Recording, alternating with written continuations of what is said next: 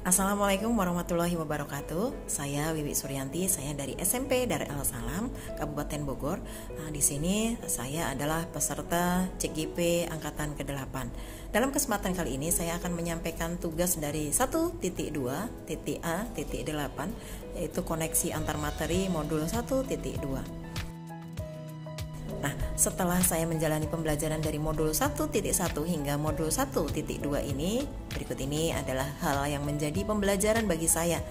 Nah, ini akan saya sampaikan model refleksi 4P. Yang pertama, peristiwa.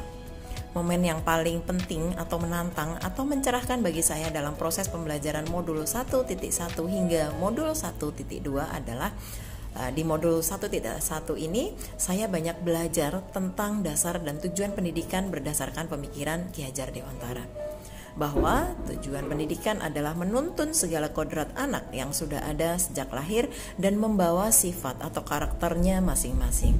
Tugas guru hanya menuntun atau membimbing agar muncul sifat-sifat baiknya sehingga menjauhkan sifat-sifat buruknya.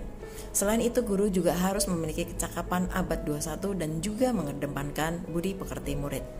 Saya merasa masih banyak hal-hal yang berkaitan dengan pemikiran Ki Hajar Dewantara yang belum saya lakukan sebagai seorang guru. Untuk itu, setelah mempelajari modul 1.1, saya akan berusaha seoptimal mungkin untuk mulai berubah dan melaksanakan pendidikan sesuai dengan pemikiran Ki Hajar Dewantara.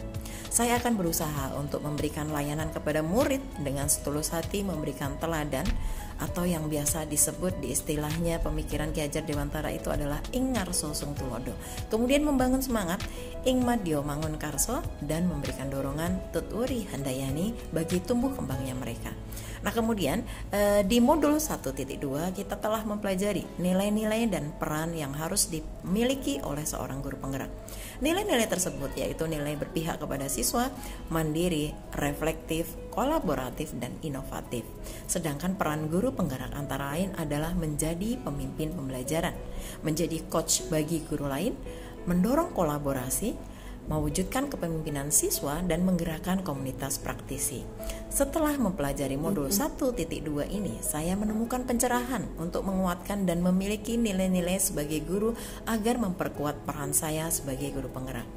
Kaitan antara modul 1.1 dan 1.2 yang telah saya pelajari adalah dua-duanya dari dua modul ini saling mendukung, karena keduanya memberi pemahaman untuk mewujudkan pembelajaran yang berpihak kepada siswa.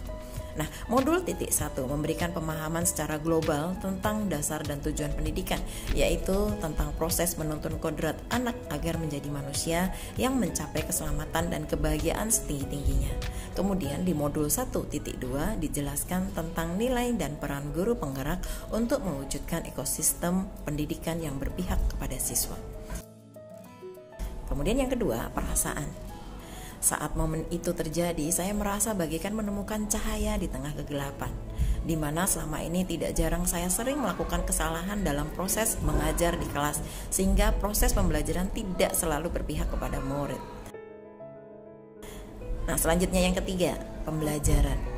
Sebelum momen tersebut terjadi, saya berpikir bahwa seorang anak itu terlahir seperti kertas kosong yang bebas diisi dengan tulisan apa saja yang diinginkan.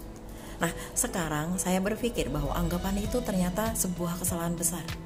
Sesuai pemikiran Ki Hajar Dewantara bahwa anak terlahir dengan kodrat yang dibawanya masing-masing. Sekarang saya berpikir bahwa mereka terlahir seperti kertas yang sudah bergaris tipis. Kita sebagai guru bertugas untuk menebalkan agar menjadi lebih jelas. Proses pembelajaran harus kita lakukan dengan memperhatikan kondisi dan kebutuhan setiap murid, bukan berdasarkan capaian kurikulum, sehingga proses pembelajaran akan berpihak pada murid. Yang terakhir yaitu penerapan ke depan atau rencana. Berikut pengembangan diri yang sederhana, konkret, dan rutin yang dapat saya lakukan sendiri dari sekarang untuk membantu menguatkan nilai-nilai dan peran saya sebagai guru penggerak. Yang pertama, terus belajar untuk mendukung kualitas pembelajaran, baik secara mandiri maupun dengan pelatihan. Kemudian yang kedua, menerapkan pembelajaran yang berpihak kepada siswa, misalnya dengan penerapan model pembelajaran variatif dan interaktif.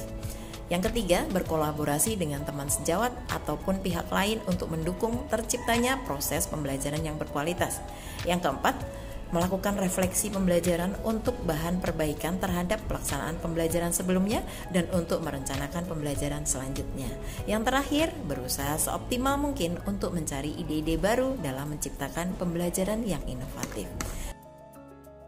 Nah, berikut tadi adalah paparan tentang tugas 1.2.A.8 tentang koneksi antar materi modul 1.2.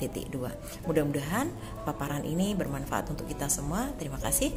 Wassalamualaikum warahmatullahi wabarakatuh.